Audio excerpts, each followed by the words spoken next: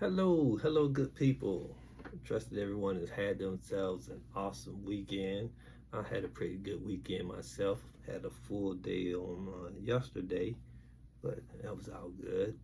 Went out Saturday, not Saturday, Friday evening with the business and took in a movie. Got something to eat, and we had a good time enjoying one another's company.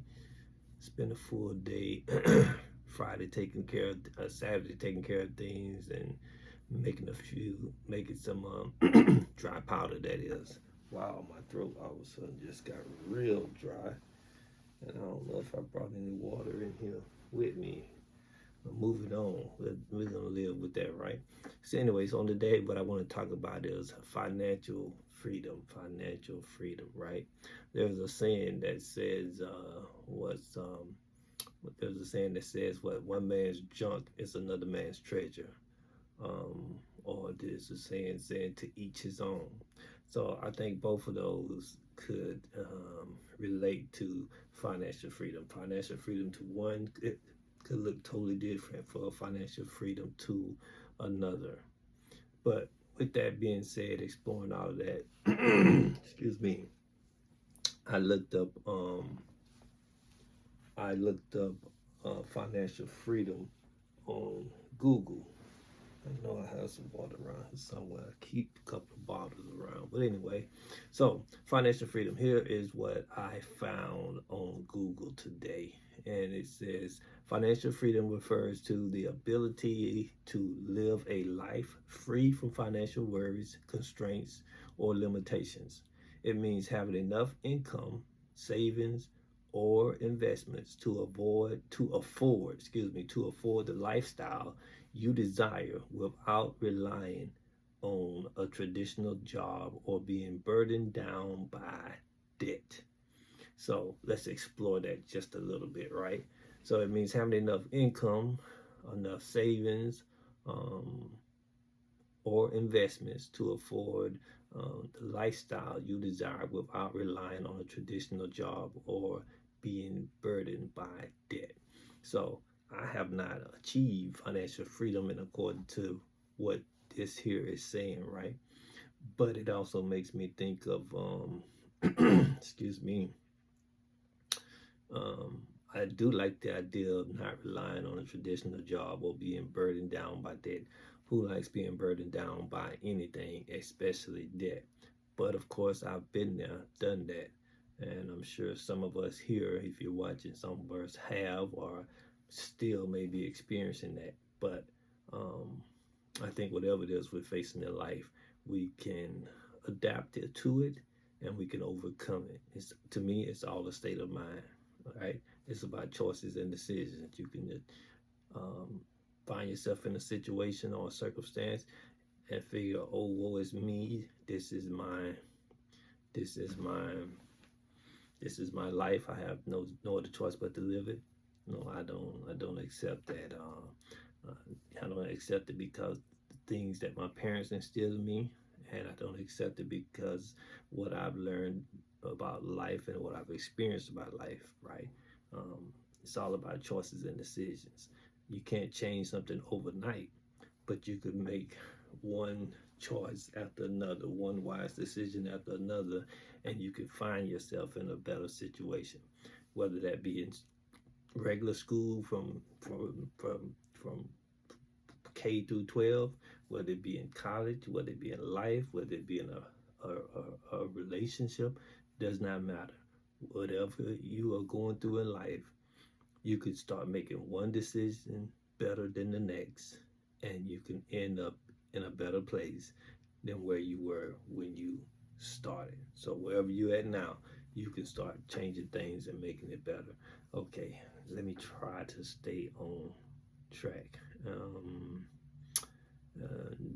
let's see, to afford a lifestyle you desire. So whatever lifestyle you desire in your future, right? Because you're not in it yet, but it's a lifestyle you're aiming towards, right?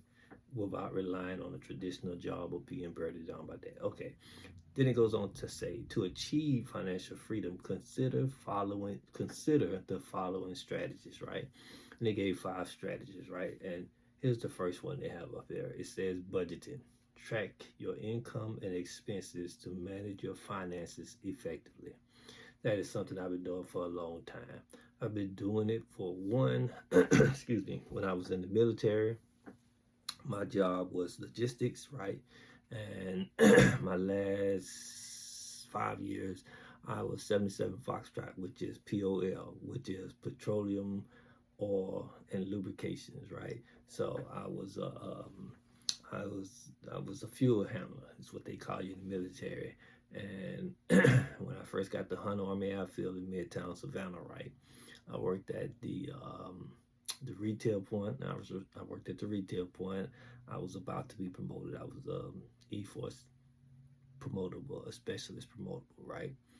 And shortly thereafter, I was promoted to sergeant. I think when I got promoted to sergeant, I think I was at the retail point for maybe 6 weeks, and then they moved me from the retail point to the flight line, right?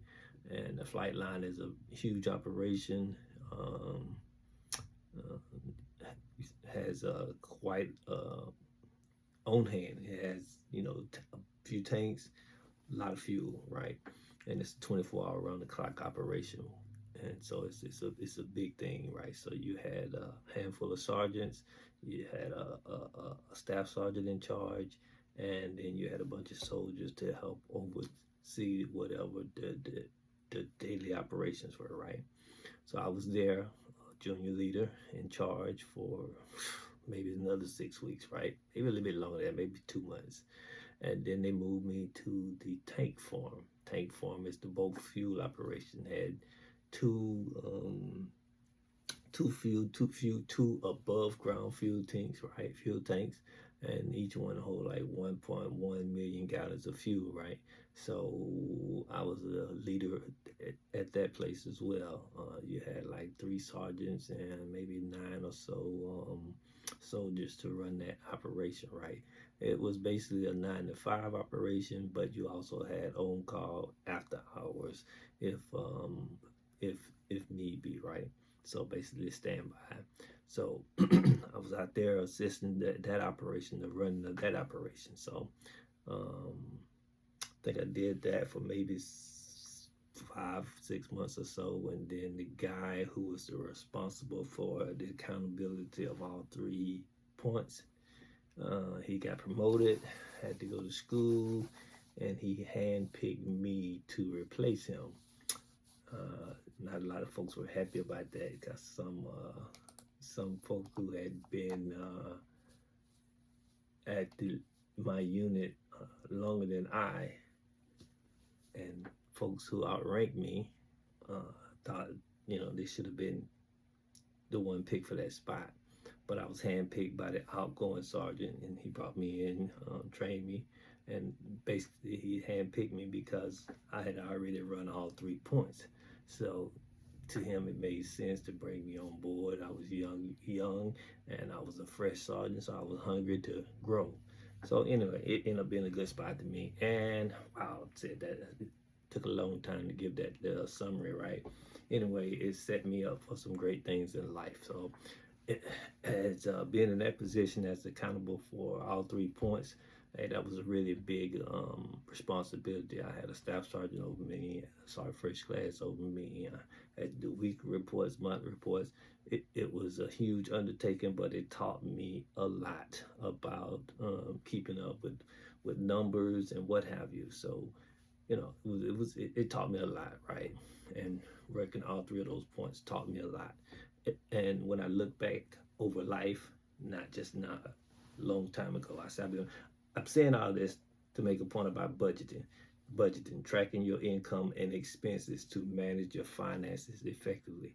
In order to effectively account for all 3 of those points, one point had 2 tanks of 1.1 million gallons of fuel each.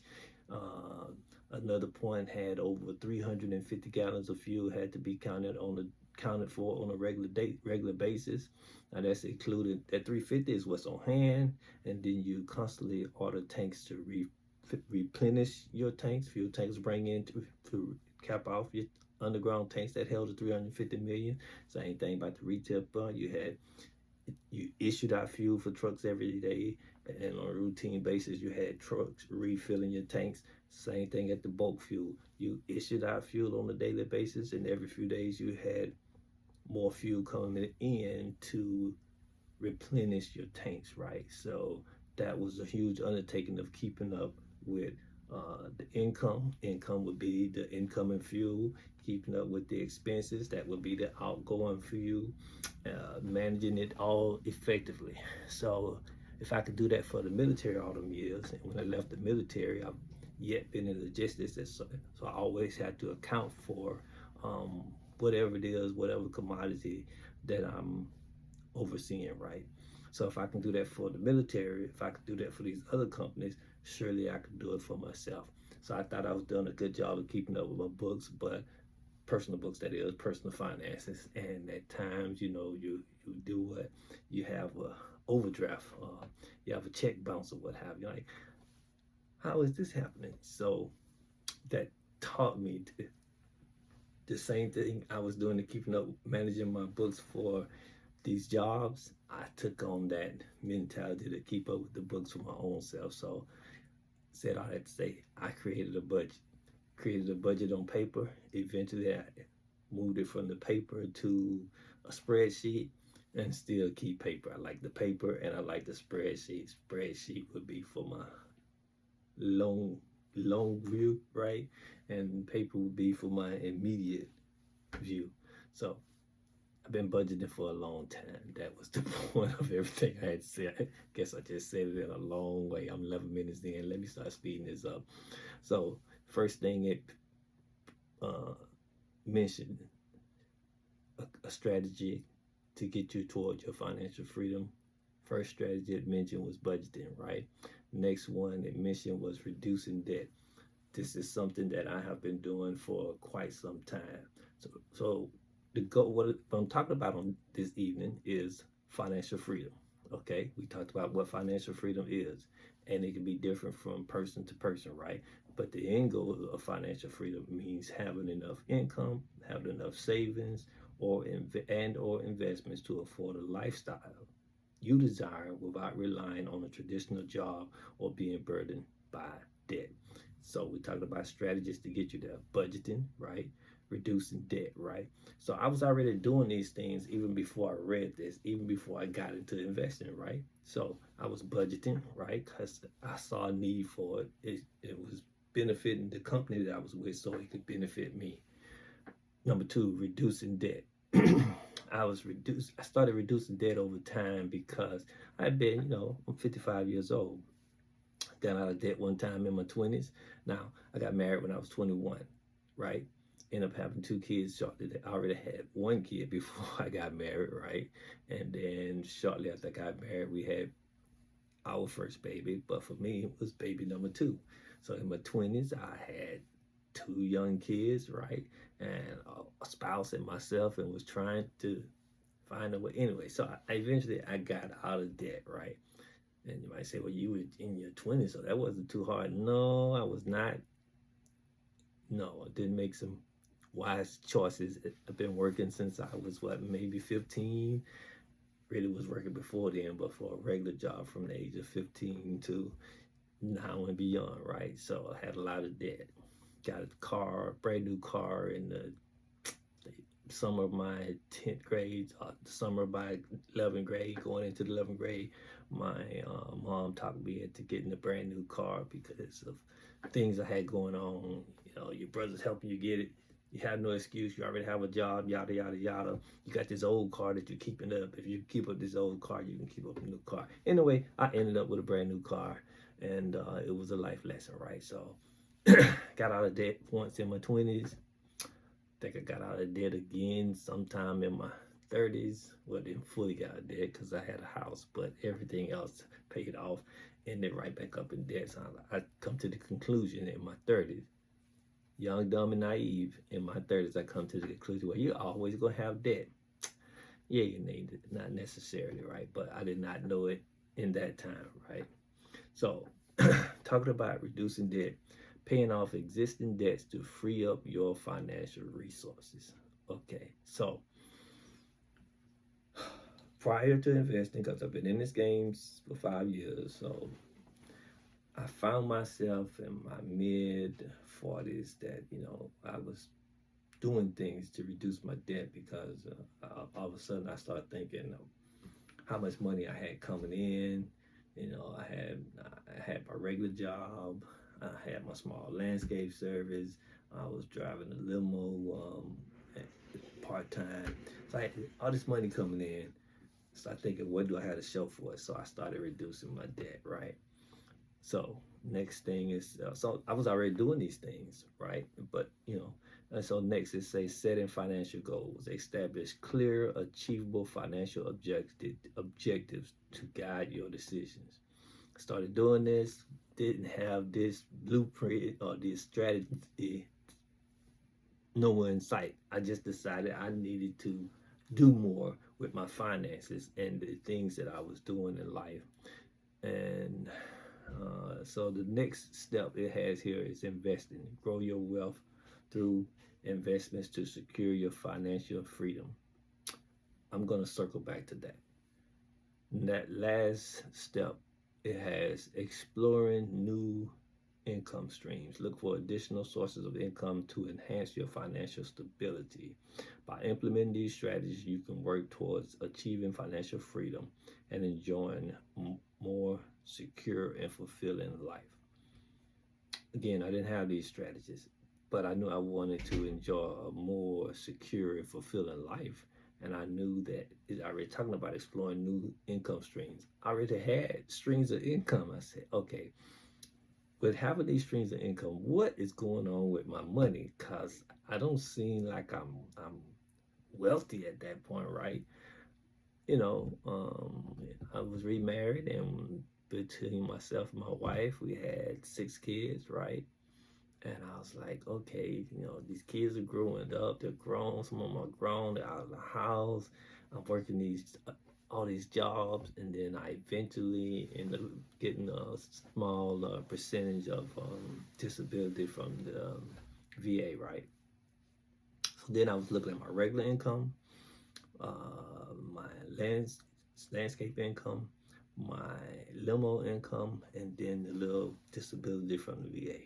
I had a very small percentage, so I say little. It was a help, but yet small, right? Still small. But anyway, so I was looking at all this, and I say there has to be more that I can. So I started decided I want to give myself a goal of an annual income that I felt at that point in life I deserved. And so I came up with this number, right? And I said, okay, I think that number is achievable with all these streams. So I need to figure out how much I make in a year. Had never dawned on me to calculate everything that I was making in a year. All I was looking at the fact I kept up. When you do your taxes, I know what my regular income is. So I knew what my regular income was, and so and then eventually, I know what my regular income is and my limo income is, right? Because W-2s. But I didn't know what my total landscape was for the year because I only had a few clients. There was no paperwork, so didn't have to never tally it up. But once I decided I would want to give myself a set value that I felt like I was entitled to in life. So I did the math of all four. And I said, wow, I'm already achieving this number that I wanted to achieve. I wonder how long I've been hitting this number and did not know it. So now, being that I know I'm hitting this number, I'm looking at where I'm at in life, and I'm like, okay, I should be able to have a better life than this. I should be able I should have a better life than this. So then I started really controlling my budget, knowing where my money was going. And I decided I need to start reducing debts with this money. So I don't need to just be frivolous with it. I need to be saving a portion and start knocking out chunks of debt at a time. Not saying that's the best strategy for everybody. Saving, I was saving because I wanted to be able to look at a pile of money And every time I come up with a chunk, now what can I do to knock out some stuff, right? So if I save a pile, I want to take some trips. I want to, take a trip or two with a portion of this. I want to knock out a couple of chunks of debt, right? So fast forward, COVID happened, and I had these streams of income, and I couldn't do all my weekend getaways I was doing in my vacations. So let me maybe look at investing some money outside of my 401k. I am grateful for COVID-19 for that simple reason, Did get hit with it, didn't get whatever. I didn't know I was hit with it. One of my family members recommended we all go and get checked, so we did, and I had it. So anyway, COVID-19, not the sickness on myself, but the fact that you couldn't travel and get away, wasn't safe, got into investing, and investing ended up being a great avenue for me to start securing a financial freedom. Haven't got there yet, but I'm getting there, right?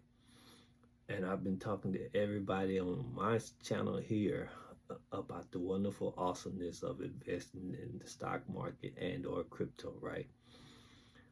And I would like to say a friend, but I don't really know Smart Money Bro, but I've been following him for a while, and he said some great things. So he was saying how people on YouTube, a lot of folks is just saying how glamorous it is and how great it is, and I start thinking I might be guilty of that. Let me see but the point he was making is get out of debt. Get out of debt as fast and humanly possible as you can, and then start investing. He said, but I don't believe you have to wait till you're totally out of debt to start investing. I think you could take a small portion, a tiny portion of your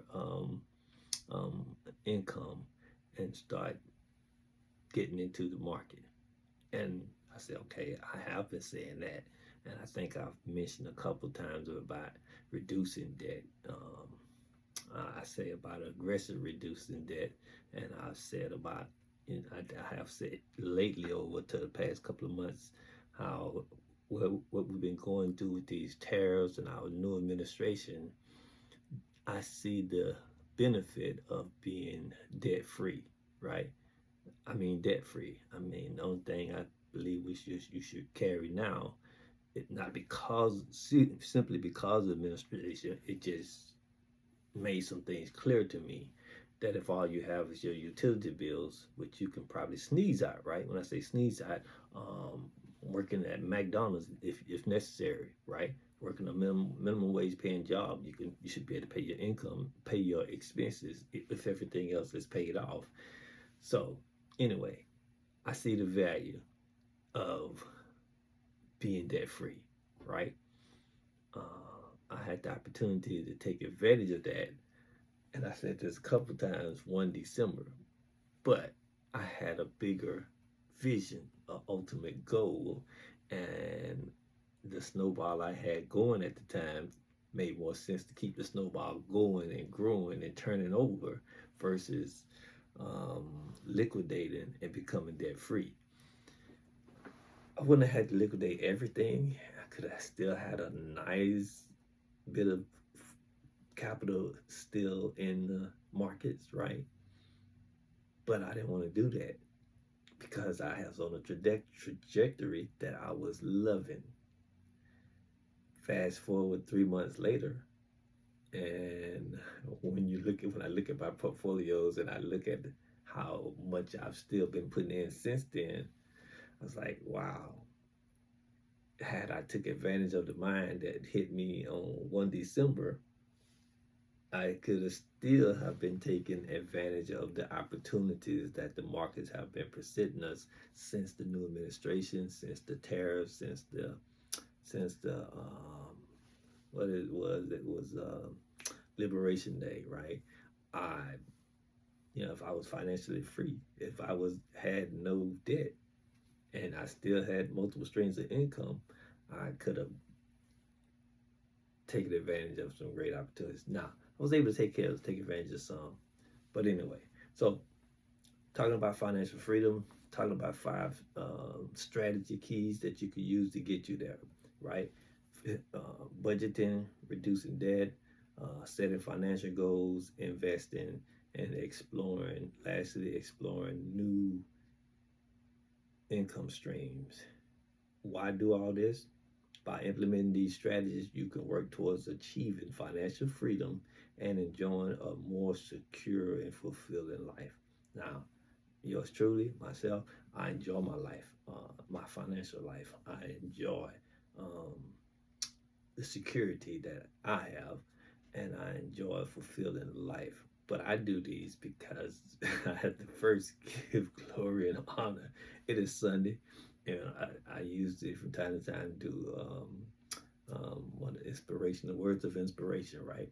So I have a relationship with my Lord and Savior, right? And I have faith in my God. I have faith in His Word as is outlined in the Bible, and that has tremendously helped me in life. So I have freedom because of my relationship with my God. I enjoy security because of my relationship with my God. And I enjoy fulfilling life because of my relationship with my God. And so that has taught me patience and faith. And that patience and faith helps me out ridiculously in the market, because in the market, you have to be patient. I've been saying for months and months, you put a portion of your money to work in the markets. And when you do this consistently could be another way as faithfully, right? When you serve the Lord, how you supposed to serve the Lord? Faithfully, right? When you're in the market faithfully, consistently growing and building your positions in the market. The market is always up and down. It's like a heartbeat. But things happen in the world that cause the market to run up. Things happen in the economy that cause the markets to spike up, right?